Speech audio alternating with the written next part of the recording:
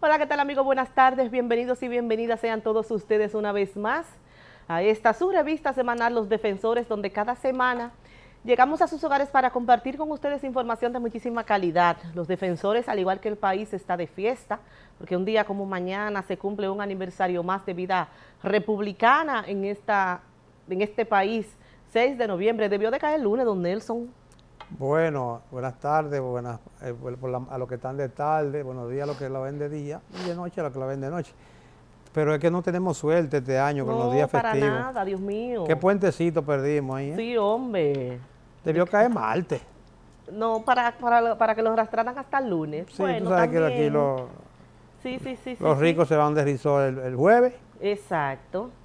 y usted se iría un jueves también. Sí, sí. Uno se iba desde el jueves, viernes, sábado, domingo, lunes. Un Así descanso, es. un buen descanso. Dígame cómo anda el medio ambiente, don Nelson.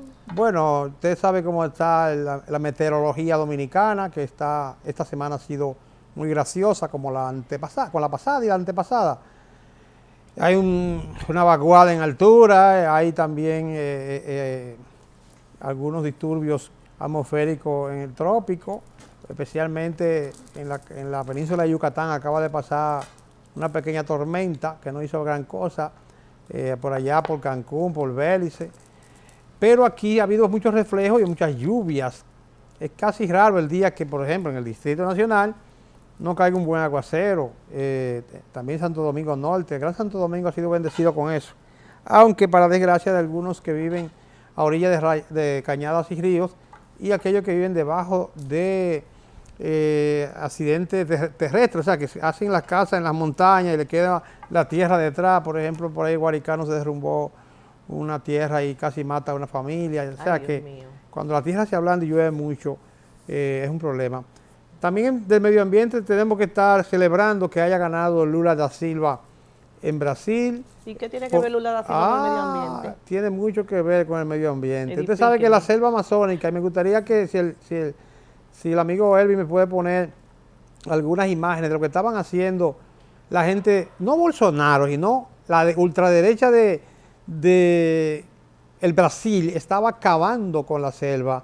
Están todavía acabando, deben estar aprovechándose ahora porque es en enero que entra el señor, el 31, en el 1 de enero que entra Lula da Silva, pero ese pulmón de la tierra, dale más para adelante por favor, para que ese pulmón de la tierra, donde se produce la mayoría de oxígeno, está siendo devastado miren, porque los comerciantes y agricultores y terratenientes destruyen la selva para sembrar y llevar animales. Entonces, destruyen los árboles naturales de ahí para llevar sembrado de corto ciclo, como hacen aquí en nuestros parques, destruyen esos bosques naturales donde viven los indios, miren, devastado, para sacarle dinero a la naturaleza, porque una de las cosas que caracteriza el capitalismo ultraderechista, como que el de Trump, es que no creen en el calentamiento global, en el cambio climático, mientras se derriten los polos y se acaba el mundo, ellos están felices destruyendo todo lo que hay en el camino, para hacer dinero, porque a ellos lo que les interesa es la vida de ahora, de ellos. Acuérdese que Bolsonaro, cuando era presidente de esa nación y cuando la pandemia estaba en su buena, él ni en la vacuna creía. No, son radicales neonazis, o Ujú. sea, que son hitlerianos, que lo que creen es en el poder de la fuerza y militar, armar a la gente, o sea, un estado de salvajismo capitalista que gracias a Dios, y por más bulla que haga y más movilización que haya, no va para parte lo que él está haciendo. Se me está pareciendo a la bullita que hizo Trump. Eso no es un comentario político, sino que el medio ambiente está de fiesta con el triunfo de Lula da Silva en Brasil por el bien de la Amazonía. Bueno, y el medio ambiente está de fiesta con el triunfo de Lula da Silva. Vamos a ver si los dominicanos estaremos de fiesta en esta semana con el comportamiento del combustible y las divisas en los defensores. Para la semana del 5 al 11 de noviembre, los precios de los combustibles y las divisas se mantienen sin variación. Repetimos que para la semana del 5 al 11 de noviembre de este 2022, los precios de los combustibles y las divisas se mantienen sin variación.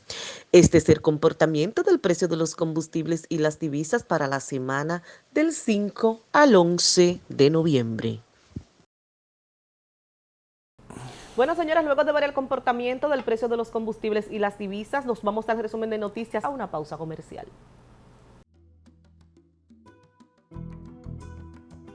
Esta semana se inicia con la advertencia de los organismos de vigilancia meteorológica con pronósticos de lluvias, producto de una onda tropical y una vaguada en altura que mantiene un ambiente lluvioso y húmedo, lo que es bueno para mejorar la alta temperatura que padecemos, pero preocupante para los ciudadanos que viven en zonas vulnerables como cañadas cercanas a ríos, arroyos o zonas propicias para derrumbe.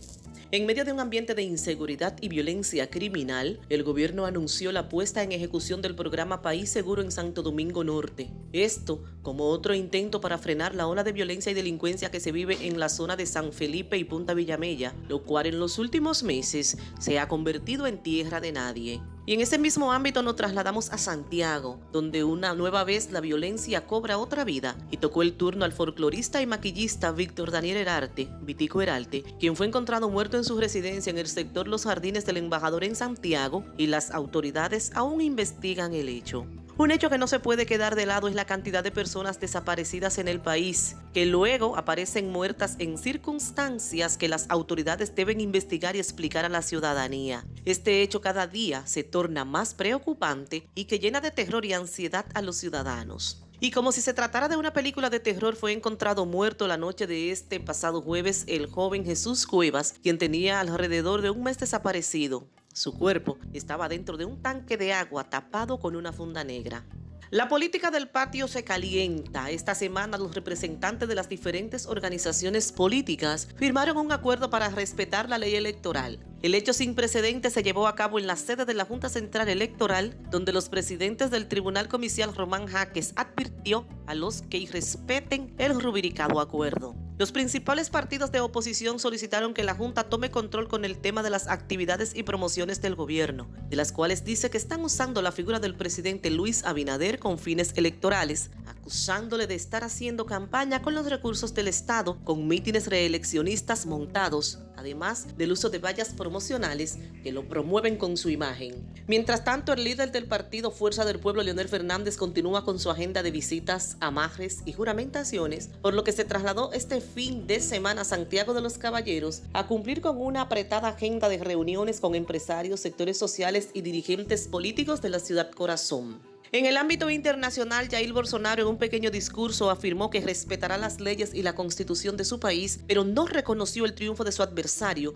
Luis Ignacio Lula da Silva, quien ganó en segunda vuelta la presidencia de ese país. Pero como si se tratara de la gatica de María Ramos, como se dice en el pueblo, a los pocos días salieron cientos de miles de sus partidarios a las calles de Brasil, pidiendo el derrocamiento del gobierno legítimamente electo y reconocido por todo el mundo. En los Estados Unidos se acercan las elecciones de medio término. Según los analistas internacionales, el Partido Republicano obtendrá mejores resultados que en la pasada contienda. Todo ello por el manejo que ha tenido el demócrata al frente de la Casa Blanca.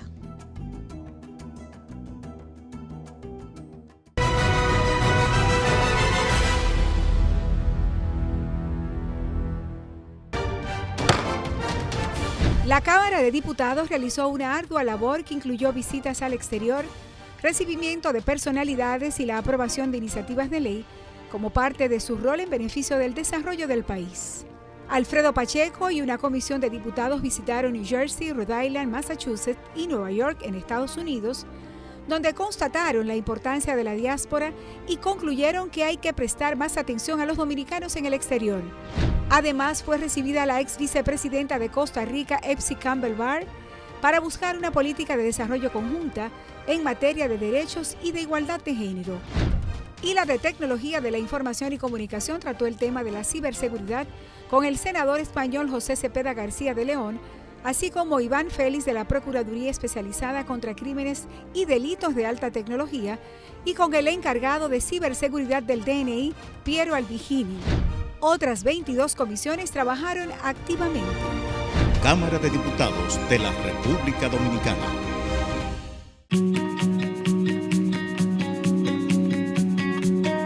La calidad de vida de nosotros ha cambiado bastantemente. Este trabajo ha sido encomiable. El trabajo que se ha hecho sobre la cañada de Gualey, parte abajo, en donde este espacio era un espacio donde no podía vivir. Toda la gente vivía infrahumanamente.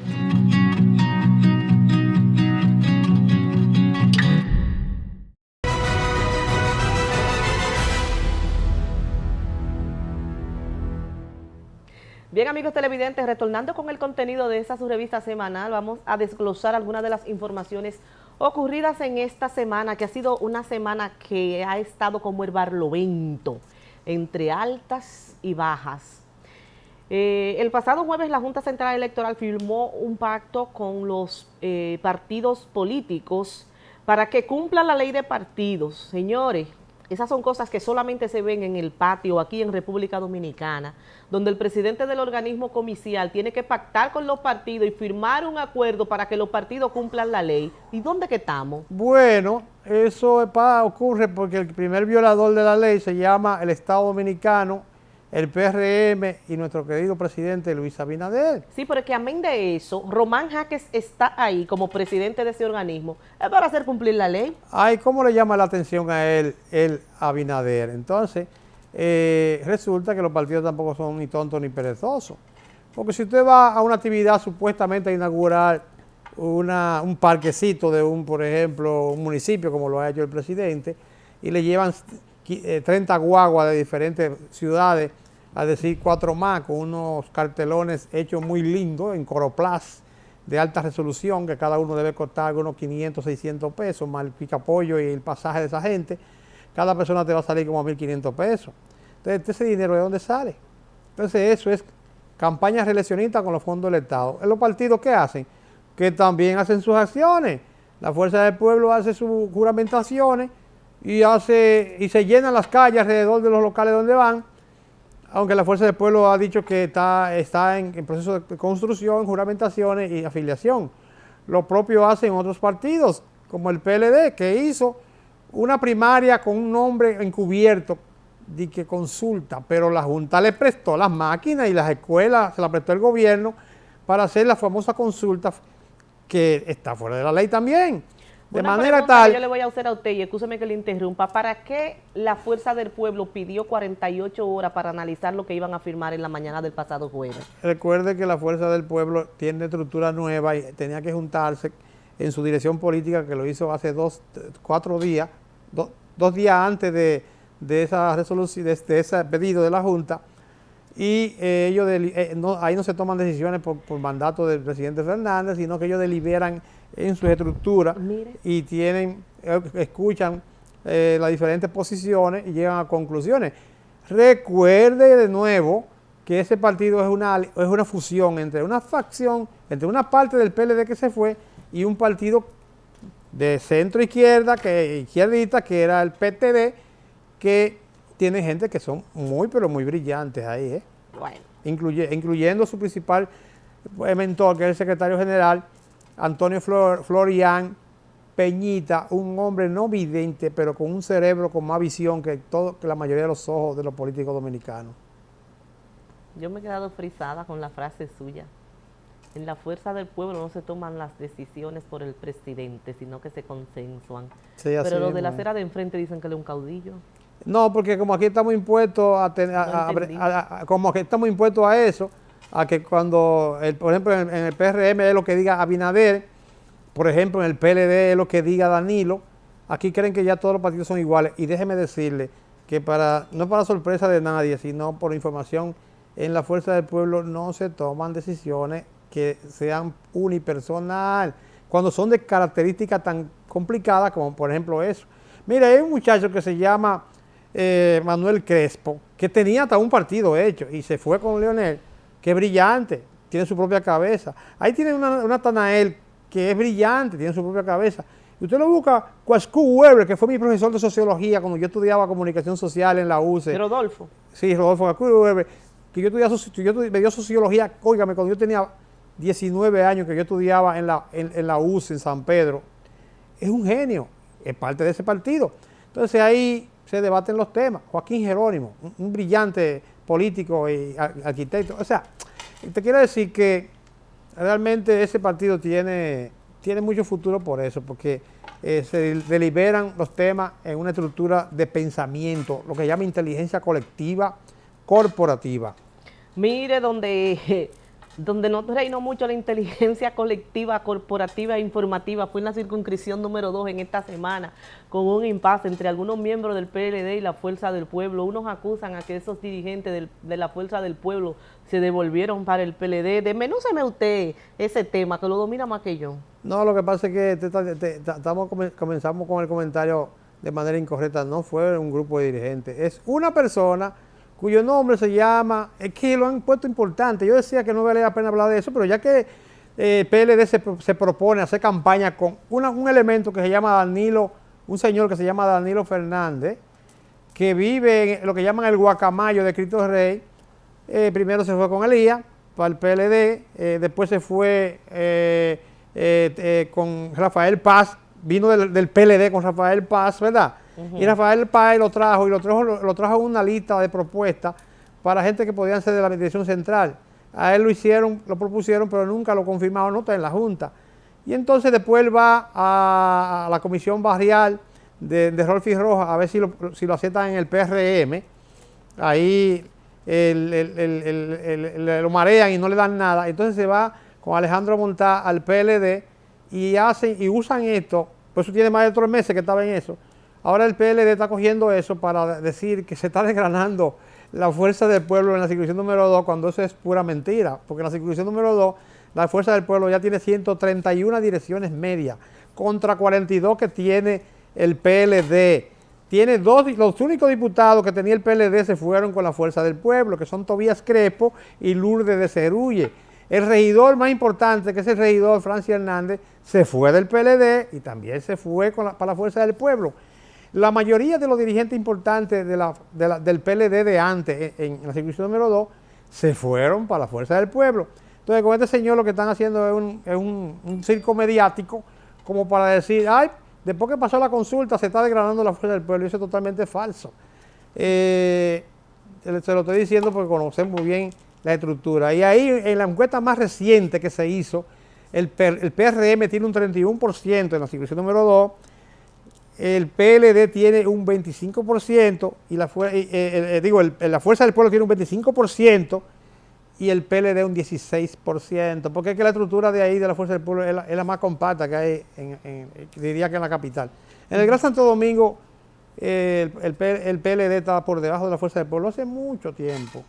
Y eso es una estrategia de Danilo, que busca el presidente del partido, juramentando un muchacho de un barrio en la casa presidencial para hacer una bulla con la gente de la puya. Eso no tiene trascendencia, pero bueno, le han dado la trascendencia que los medios para los cuales están hechos. Bueno, señores, la violencia continúa en la República Dominicana. En esta ocasión tocó el turno al folclorista, maquillista, Vitico Herarte, Víctor Daniel Herarte, quien fue muerto en Santiago, en su residencia, en un sector exclusivo, en los Jardines Metropolitanos de Santiago. Víctor Herarte fue encontrado muerto, asesinado en su residencia y torturado, y las autoridades aún investigan cuáles fueron las causas que dieron al traste con la muerte de este gran, talentoso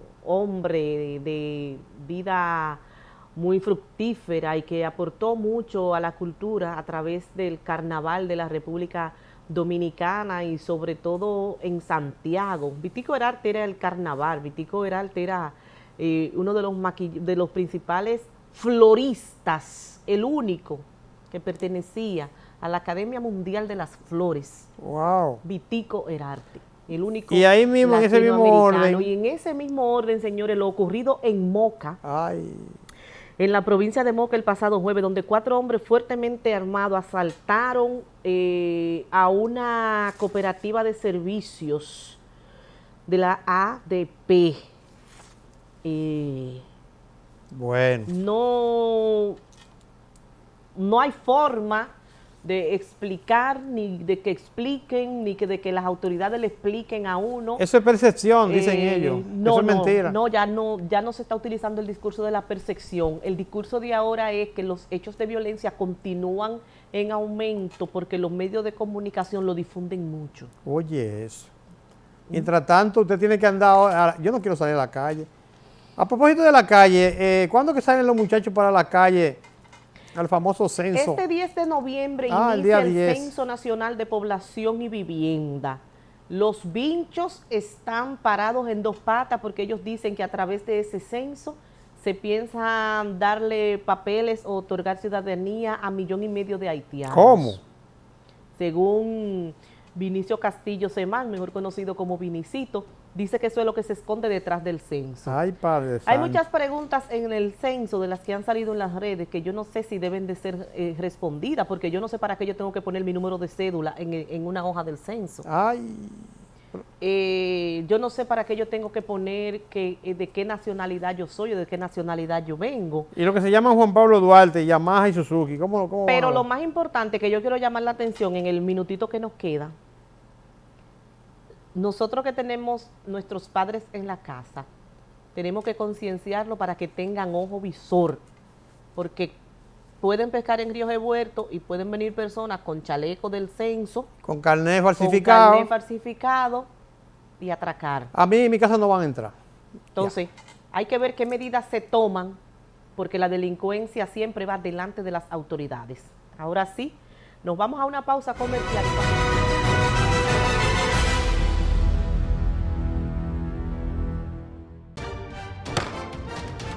La Cámara de Diputados realizó una ardua labor que incluyó visitas al exterior, recibimiento de personalidades y la aprobación de iniciativas de ley como parte de su rol en beneficio del desarrollo del país.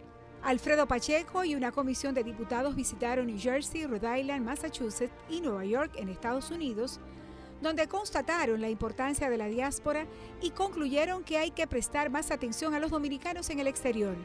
Además, fue recibida la ex vicepresidenta de Costa Rica, Epsi Campbell Barr, para buscar una política de desarrollo conjunta en materia de derechos y de igualdad de género. Y la de Tecnología de la Información y Comunicación trató el tema de la ciberseguridad con el senador español José Cepeda García de León, así como Iván Félix de la Procuraduría Especializada contra Crímenes y Delitos de Alta Tecnología y con el encargado de ciberseguridad del DNI, Piero Albigini. Otras 22 comisiones trabajaron activamente. Cámara de Diputados de la República Dominicana.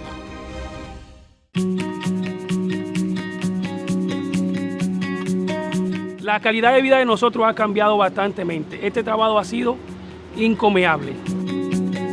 El trabajo que se ha hecho sobre la cañada de Gualey, parte abajo, en donde este espacio era un espacio donde no podía vivir. Toda la gente vivía infrahumanamente.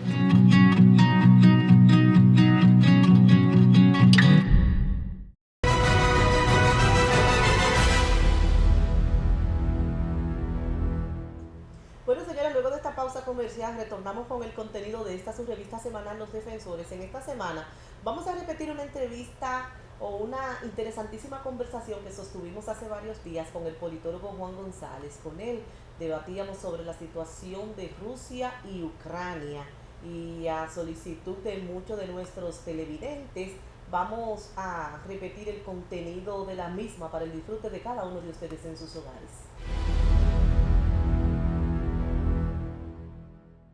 Bien, amigos televidentes, tal y como les informé al inicio de esta su revista semanal Los Defensores, que vamos a conversar con Juan González. Juan González es abogado, politólogo, pero sobre todo experto en los aconteceres internacionales, y por eso cada cierto tiempo para nosotros es un grato placer que él venga a nuestro programa para que nos edifique un poco sobre lo que está ocurriendo en el acontecer internacional. Buenas tardes, Juan, ¿cómo tú estás? Muy bien, Noemí, muchas gracias por la invitación.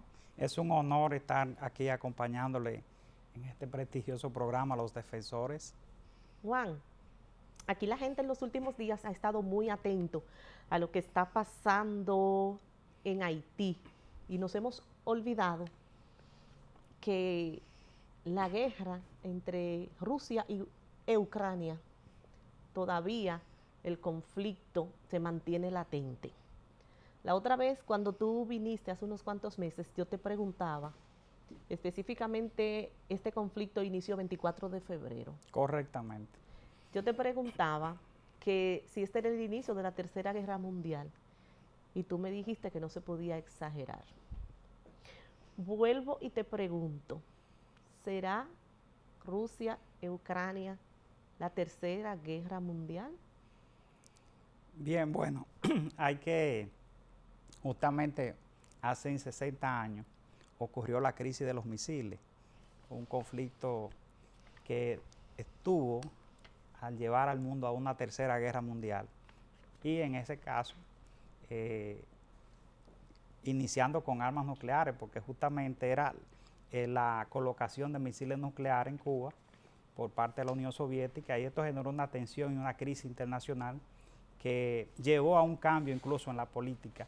Y el concepto de Guerra Fría, a partir de ese momento, comenzó a tomar sentido porque tanto Estados Unidos, o sea, el presidente Kennedy como Nikita Khrushchev de la Unión Soviética, acordaron no enfrentarse directamente, aunque apoyaban a través de guerras subsidiarias en algunos países, pero no un enfrentamiento directo. El recién fallecido, último líder de la Unión Soviética, Mikhail Gorbachev, en su libro La Perestroika dice: solamente un loco puede desatar una guerra nuclear. De manera que entre las grandes potencias, el hecho de tener armas nucleares desincentiva el desarrollo de una tercera guerra mundial. ¿Por qué? Bueno, porque va a generar una destrucción total del planeta. Para poner un ejemplo, la bomba atómica que se tiraron, las bombas atómicas que se tiraron en Hiroshima y Nagasaki en 1945, tenían una capacidad de 15 kilotones.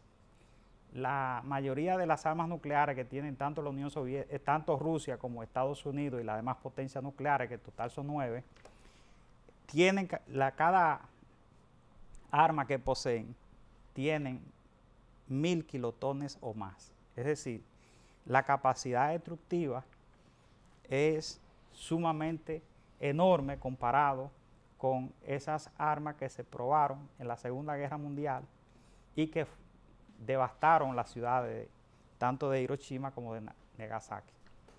De manera que esos elementos, de hecho, de la capacidad destructiva de este tipo de armas, y eso incluso lo estudiaron los neorrealistas, sobre todo Kenneth Waltz, el hecho de que el uso, o sea, la aparición del arma nuclear y que las grandes potencias hayan obtenido estas armas, genera una disuasión que desincentiva o sea, que los países entren en conflicto entre sí. Y cuando Joe Biden dice que Vladimir Putin no está relajando, ¿qué te parece ese comentario? No, eso es parte de una retórica, de una narrativa de presión, sobre todo en el caso de Rusia, lo que busca con esta presión, o sea, tratar de insinuar que va a utilizar las armas, de generarle una presión a Ucrania, porque al final a Rusia en estos momentos le conviene una negociación.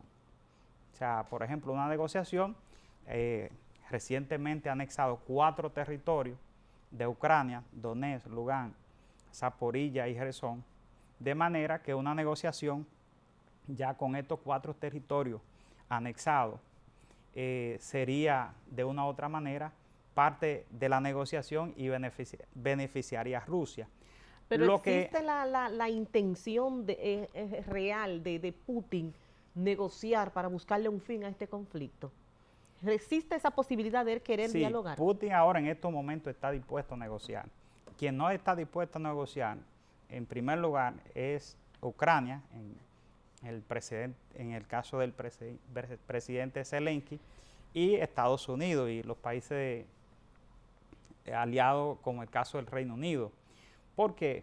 Bueno, porque hay un elemento, y es que la acción de Rusia en relaciones internacionales se habla del dilema de la seguridad. Cuando un país preocupado por su seguridad lleva acciones que genera temor en otros países. El hecho de que Rusia haya invadido Ucrania, por ejemplo, en marzo, en la Asamblea General de las Naciones Unidas, hubo una votación. 141 países en la Asamblea General votaron en contra de la invasión de Rusia a Ucrania. 35 abstenciones y 4 votaron a favor. 5 con Rusia. De manera que en la comunidad internacional hay un rechazo a la acción. Y ahora, en el día de ayer, 142 países votaron en contra de la anexión de los territorios llevados a cabo por Rusia. De manera que lo que estamos observando es que hay un rechazo a esta acción. Por tal motivo, en parte, los objetivos que Putin quería lograr no lo ha logrado, que en principio era tomar el control total de Ucrania. Sobre todo, derrocando al presidente Zelensky y estableciendo un presidente prorruso en Ucrania. Eso era un factor, pero como no logró los objetivos porque el apoyo que le han dado los países de Occidente y el espíritu combativo del pueblo ucraniano, que hay que destacar, ha sido un proceso que a Rusia esos objetivos estratégicos iniciales no han podido lograrlo. Por eso al principio vimos un despliegue en todo el territorio de Rusia, pero ese despliegue implicó una gran pérdida, tanto en materiales bélicos como en tropas. Y eso obligó que Rusia tuviera entonces que replegarse y centrarse en la región del Donbass. Y rápidamente anexar estos territorios. ¿Por qué? Porque Ucrania ha lanzado una contraofensiva para recuperar el control de esta zona. Entonces, la estrategia de Putin está evidenciando que está en un proceso donde está perdiendo terreno. La guerra, él no está logrando los objetivos en la guerra. Y a medida que la guerra se extiende, es más negativo para Rusia. Ya en los países de Europa se está notando, se está sintiendo los efectos de este conflicto entre Rusia y Ucrania, sobre todo en muchos países de Europa y con el declive que ha tenido la moneda del euro en esa zona. Sí, Europa ha sido la región, la zona más afectada, aunque el conflicto ha impactado el resto del mundo, incluso nosotros, a partir de los commodities, por ejemplo, el petróleo, el trigo, entre otros productos, aumentaron de precio, que venía en un proceso ya de aumento con la pandemia, pero con la guerra se agudizó el problema. ¿Ha disminuido la producción de granos en esa zona?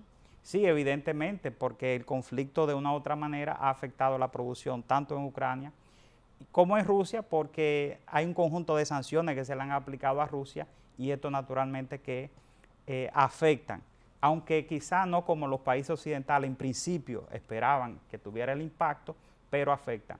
El problema es que a medida que la guerra se extiende, las sanciones tienen mayores impactos sobre la economía de Rusia y además la economía de Rusia sufre más porque sufre un desgaste. Los países cuando mantienen una guerra a largo plazo, lo vimos con Estados Unidos, que tuvo guerra con la intervención en Afganistán y la invasión a Irak. Estas dos guerras afectaron enormemente a los Estados Unidos. Tuvo un gasto enorme. Y entonces las guerras para los países cuando se extienden, se convierten en guerras de desgaste y esto afecta a la economía. Lo que va a pasar con Rusia si esta guerra se extiende, que es lo que ya Putin está entendiendo que debe parar. Por eso está dispuesto a negociar. Señores, nos vamos a una pausa comercial porque cuando regresemos me interesa conversar con Juan sobre qué va a pasar con el futuro de Haití y la República Dominicana. Eso lo vamos a saber luego de esta pausa comercial, rapidito.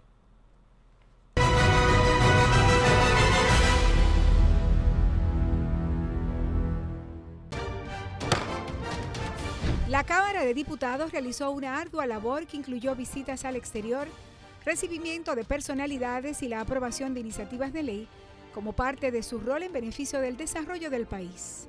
Alfredo Pacheco y una comisión de diputados visitaron New Jersey, Rhode Island, Massachusetts y Nueva York en Estados Unidos, donde constataron la importancia de la diáspora y concluyeron que hay que prestar más atención a los dominicanos en el exterior.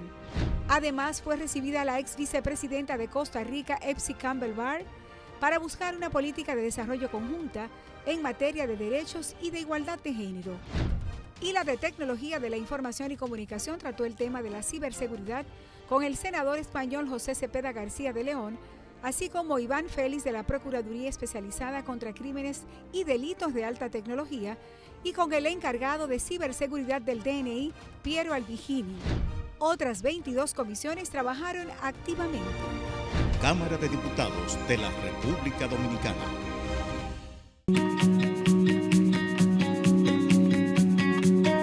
La calidad de vida de nosotros ha cambiado bastantemente. Este trabajo ha sido encomiable. El trabajo que se ha hecho sobre la cañada de Gualey, parte abajo, en donde este espacio era un espacio donde no podía vivir. Toda la gente vivía infrahumanamente.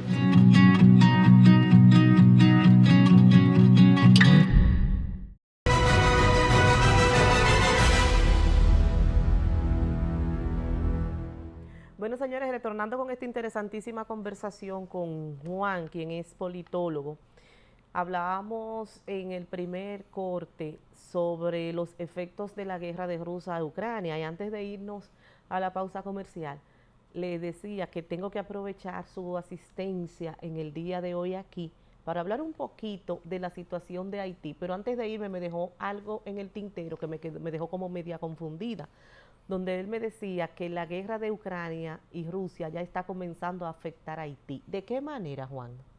Bueno, con respecto el impacto que tiene sobre Haití es que Haití necesita una intervención humanitaria o de una fuerza armada internacional. Pero no es posible lograr este objetivo, primero porque Rusia y China, que son miembros permanentes del Consejo de Seguridad, tienen derecho a veto, y para que pueda organizarse una misión de estabilización para Haití es necesario que lo apruebe el Consejo de Seguridad. Y entonces ya con la situación que hay, ese nivel de conflictividad entre Estados Unidos con Rusia y China, naturalmente que China y Rusia no le van a hacer un favor a Estados Unidos, porque además Haití está en el vecindario de los Estados Unidos. Le genera un problema a Estados Unidos. En ese sentido, también hay que destacar las elecciones en Estados Unidos ahora. Las de medio término. Las de medio término en los próximos días. Esas elecciones también limitan a que Estados Unidos, el presidente Biden, se arriesgue a enviar una misión a Haití y que un soldado estadounidense pueda morir ahí en Haití. Eso tiene un impacto enorme. Recordemos esa intervención en Somalia en los 90, el impacto y el efecto que tuvo en Estados Unidos. Por lo tanto, es por ello que justamente en el día de ayer llegó una misión encabezada por el subsecretario de Estado para el hemisferio occidental, el diplomático Brian Nichols, acompañado del subcomandante del Comando Sur de los Estados Unidos, con el objetivo de iniciar una serie de consultas y mediaciones con el liderazgo de Haití. Okay. Ya se reunieron con el primer ministro y funcionarios de su gobierno. ¿Y qué tal? Y ahora, la receptividad de esos encuentros. Bueno, hasta ahora no ha habido un resultado porque están en consulta. Se reunieron con el primer ministro y algunos funcionarios. En el día de hoy tenían pautado reunirse con los miembros del Acuerdo de Montana, que ahí aglutina la mayor cantidad de organizaciones sociales, partidos políticos, organizaciones religiosas, y que es un acuerdo que surge tras el asesinato del presidente Jovenel Moïse, con el objetivo de garantizar una transición pacífica y ordenada en Haití. Okay. Pero ese acuerdo dejó fuera al primer ministro, y el primer ministro luego, con conjunto de aliados, ha formado un acuerdo que se conoce como el acuerdo del primer ministro. Entonces en Haití hay dos acuerdos, y uno de los problemas que ha tenido Haití para poder lograr avanzar en esa línea, porque Haití necesita organizar elecciones. Es un elemento importante. Haití no celebra elecciones desde el año 2019. Por ejemplo, ahora que se anda hablando del Senado, ese Senado es ilegítimo en Haití. El Senado haitiano es ilegítimo. ¿Por qué? Porque solamente quedan vigentes en la posición 10 senadores de 30 que tiene Haití. En Haití tienen 3 senadores por cada departamento, son 30, pero se eligen 1/3 cada 2 años. Es decir, que ya Pero los que están ahí entonces no tienen validez. no tienen legitimidad. Legitimidad. No, porque no son mayoría para tomar decisión. O sea, desde el punto de vista orgánico no tienen la legitimidad porque no son mayoría. Lo que son el 33.3 de la matrícula total. ¿Qué va a pasar con el futuro inmediato de Haití?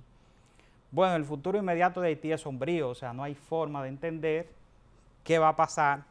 Lo que sí, y si cae el primer ministro de Haití, Ariel Henry, en Haití pudiera desencadenarse una cruenta guerra civil. Y eso es algo que la comunidad internacional tiene que tomar en cuenta.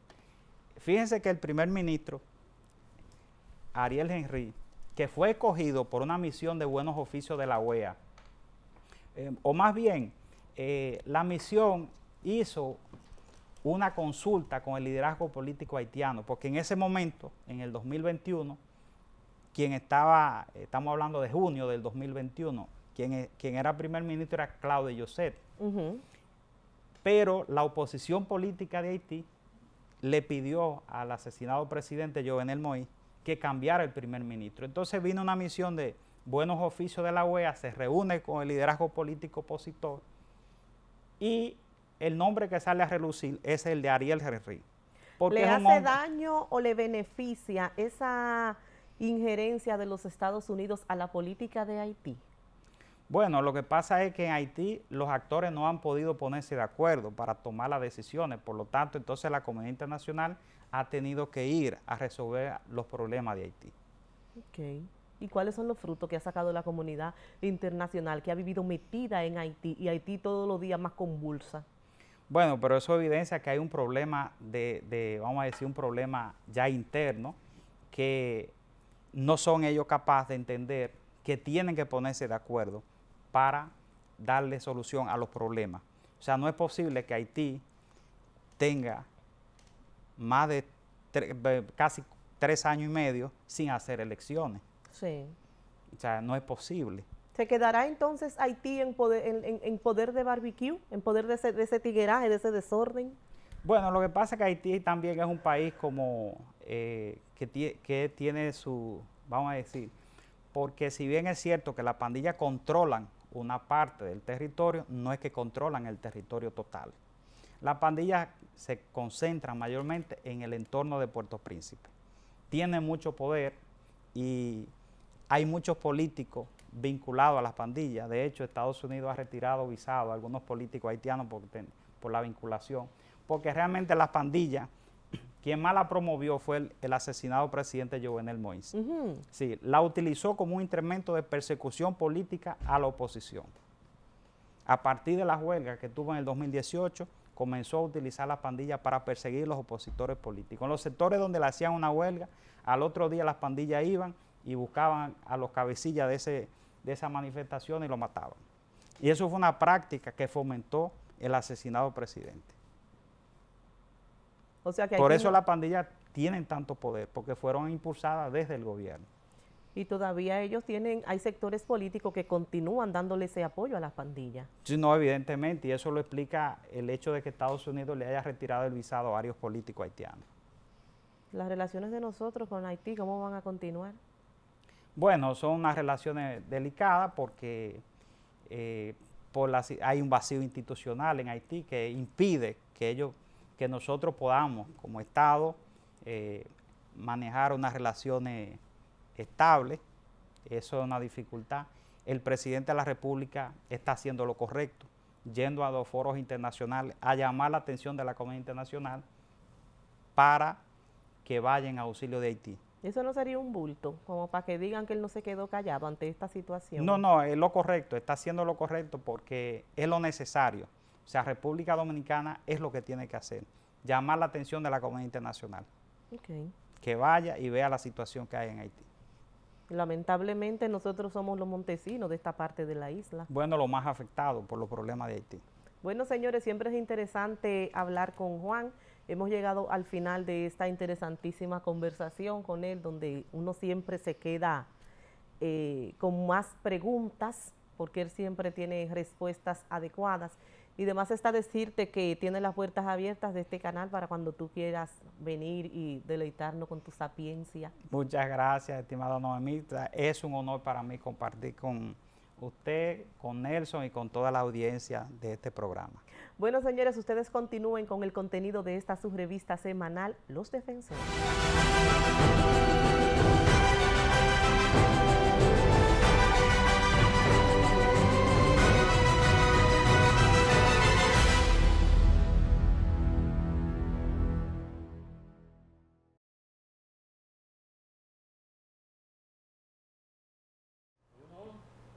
Saludos, bienvenido una vez más a esta sucesión tecnológica y mucho más de Los Defensores. Como cada semana les tenemos noticias interesantes y una de ellas es que Twitter acaba de anunciar que cobrará $8 mensual por la verificación de las cuentas. Como ustedes sabrán, anteriormente, dependiendo de la cantidad de seguidores que tenía una cuenta, calificaba para tener esa insignia que determinaba que su cuenta era real, que su cuenta estaba verificada. Por lo tanto, es una cuenta a través de la cual se podía tener confianza. Realmente, después de la compra de Twitter, se están haciendo algunos movimientos, se están haciendo algunos cambios y el consejo directivo de esta red social fue cancelado en pleno. Realmente, Elon Musk está haciendo muchísimos movimientos para mejorar esta red social. Se estima que el 75% de los empleados serán cancelados y que se quedarán con un 25%. Esta empresa tiene aproximadamente más de 7,000 empleados. Realmente vino para cambiar esta red social Elon Musk y está haciendo cambios trascendentales. Vamos a ver cómo reciben esta noticia los usuarios de Twitter ya, que es una red social que se maneja en la clase alta, no en los guaguaguá. Realmente es una red social que se considera de la clase alta, que son los que se manejan a través de esta red social. En otro orden, España se entrena por primera vez con los robots que servirán de delivery. Una empresa que está trabajando con este sistema ha presentado en una ciudad a través de la cual se hizo un mapeo de todas las calles, unos robots que van a repartir las compras que la gente hagan a través de la página web o a través de una aplicación. Estos robots de 4 ruedas correrán a unos 5 kilómetros por hora y se desplazarán a través de un sector para llevar las compras menores. Ya las compras mayores serán llevadas de manera personal. Se estima que cuando tengan aproximadamente 80 robots de estos, podrá justificarse si este proyecto es factible. Realmente, por primera vez que en España se utiliza este sistema de robots para repartir y servir de delivery. Tenemos que tener en cuenta también que Uber también presentó hace mucho un proyecto a través de los cuales también iban a hacer ventas a través de los drones directamente a los que hagan los pedidos. Amazon también ya está implementando este sistema. Ahí pueden ver el robot que se va a utilizar en España para repartir estas compras. Serán compras menores con un peso específico. Ya las compras mayores se harán de manera personal. Realmente la tecnología sigue avanzando y cada día más estamos poniéndonos al día con la tecnología más avanzada. Vamos a ver, señores, alguna tecnología que veremos en el 2030 de la más avanzada. Veamos este video. Bueno, cerramos ahí. 8K. Para dicho año, la mayoría de las pantallas de realidad virtual tendrán resolución 8K, con 4 veces más píxeles que las pantallas 4K. Con estos aparatos no habrá ningún tipo de pixelación. Por lo tanto, el nivel de detalle y realismo será algo nunca antes visto. Junto a esto, vendrán otras mejoras en los equipamientos que llevarán a que los juegos de realidad virtual tengan casi nada de latencia y una vista gran angular. Otra novedad serán los dispositivos de interfaz cerebral, que para el año 2030 ya serán algo convencional. Para dicho año, la mayoría de los sets de realidad virtual incluirán la opción de esta interfaz para grabar las señales eléctricas del usuario, permitiendo llevar a cabo acciones en el juego tan solo pensándolas. Estas interfaces podrían ser llevadas a cabo a través de muñequeras o vinchas. Si bien esta innovación podrá ser utilizada solo en ciertas situaciones, no hay duda de que ayudará a hacer que la interacción en el metaverso sea mucho más fácil. Para el año 2030, también será posible realizar implantes en el cerebro para recuperar la memoria perdida. Esto será a través de una réplica de diferentes partes pequeñas del cerebro para reparar daños causados ya sea por enfermedades como Alzheimer o por golpes. Esto se debe a que estos dispositivos serán capaces de imitar las señales electroquímicas de las regiones cerebrales, como por ejemplo el hipocampo, parte que se encarga de consolidar la información para ser recordada de corto a largo plazo. Estas partes artificiales serán capaces de funcionar tal como las partes originales y tendrán la capacidad de predecir qué es lo que pasará microsegundo tras microsegundo. Además, permitirán la transmisión de señales entre áreas del cerebro que antes no estaban conectadas. A medida que vaya pasando el tiempo, estos implantes se irán haciendo cada vez más sofisticados y tomarán más funciones del cerebro.